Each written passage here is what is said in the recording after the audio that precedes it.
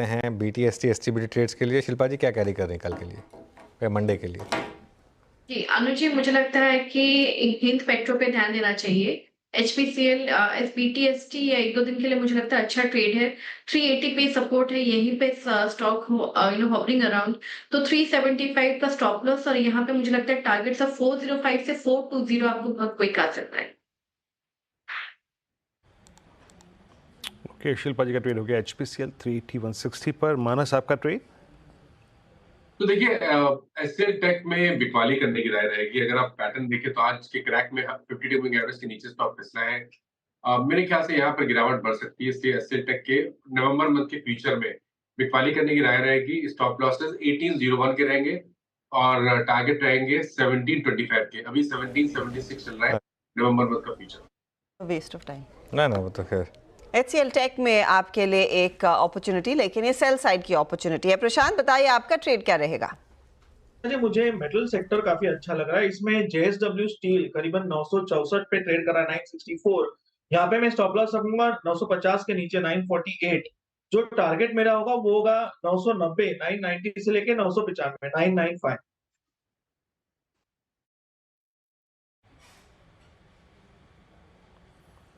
Okay, JSW steel 963.80 पर आप pick कर लें, करीब करीब आधा % ऊपर।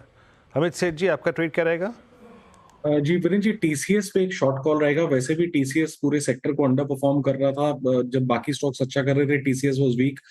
इसने अपना 200 EMA ब्रेक कर दिया है। एक चैनल छोटा सा यहाँ पे ब्रेक हुआ है। TCS लगभग फ्यूचर्स में 3972 का प्राइस है। इसे शॉर्ट करें फॉर अ टारगेट ऑफ 3900 और स्टॉप लॉस लगभग रहेगा 4010 रुपए के।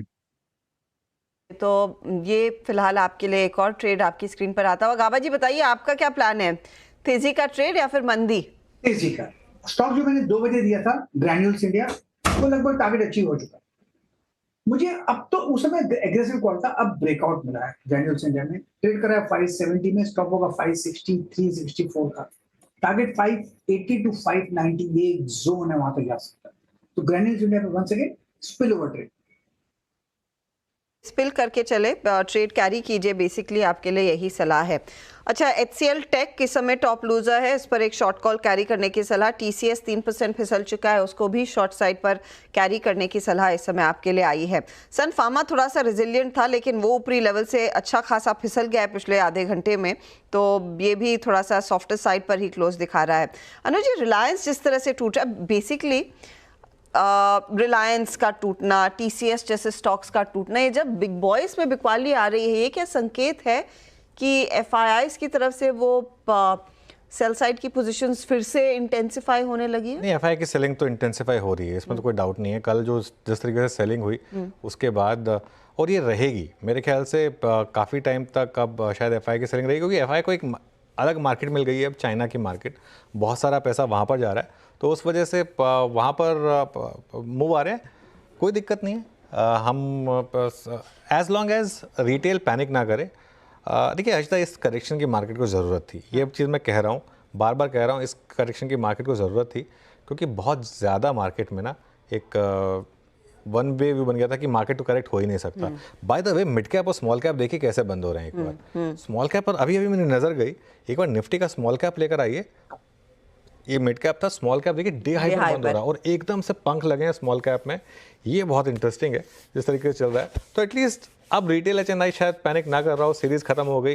मैं बार बार कह रहा हूँ, मंडे को एक बार व्यू लेंगे कि मार्केट में अब बॉटम बना या नहीं बना, लेकिन FI के सेलिंग तो मुझे लग रहा है कुछ टाइम तक हमको झेलनी पड़ेगी। लेकिन क्योंकि आपने सोमवार मेंशन किया और अगले हफ्ते वो ऑफ कोर्स US इलेक्शन वाला फ्लेवर आ जाता है, क्या वॉर ड्रैग कर सकता है सेंटिमेंट को, या we'll have to take it as it comes? I think अब हमारे लिए ना ज़्यादा इंपॉर्टेंट हमारा इलेक्शन है, महाराष्ट्र का इलेक्शन। क्योंकि हरियाणा के बाद एक होप जगी है कि अब महाराष्ट्र में भी अगर बीजेपी अगर कुछ कमाल दिखा दे, वहाँ से अगर थोड़ा डिसअपॉइंटमेंट हुआ तो आई थिंक वो थोड़ा सा ज़्यादा बड़ा डिसअपॉइंटिंग होगा।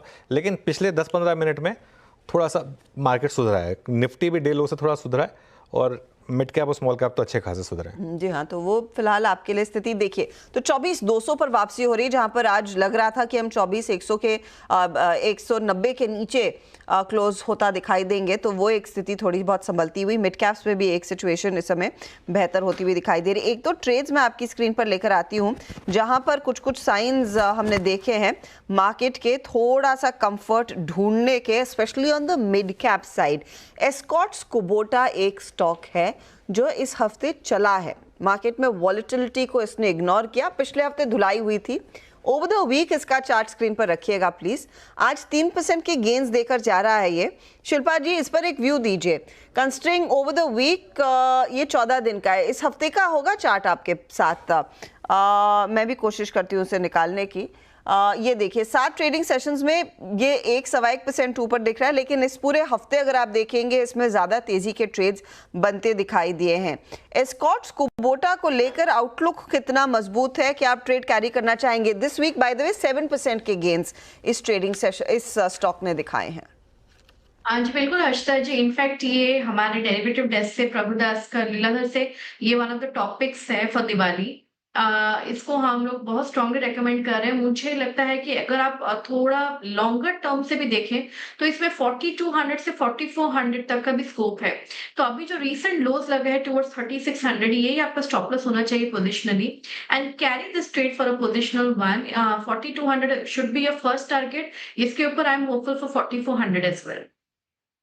400 तक के लेवल्स भी देखने को मिलेंगे। स्कॉट्स बड़ा जमा है, यहाँ पर बहुत ही इंटरेस्टिंग मूव बनता हुआ दिखाई दिया।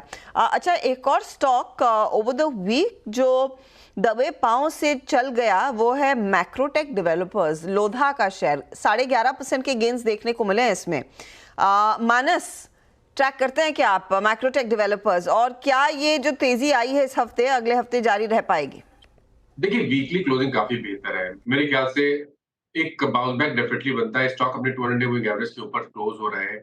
आई थिंक अगर एक ट्रेड लेना हो तो पोजीशन ट्रेड लेना बेहतर है। करंट लेवल्स पे आप लोधा में खरीदारी कर सकते हैं। 1160 के नीचे स्टॉप लॉस लगा के पोजीशन ट्रेड लेना है, और टारगेट आपको 1310 से लेकर 1330 तक के देखने को मिल सकते हैं लोधा में।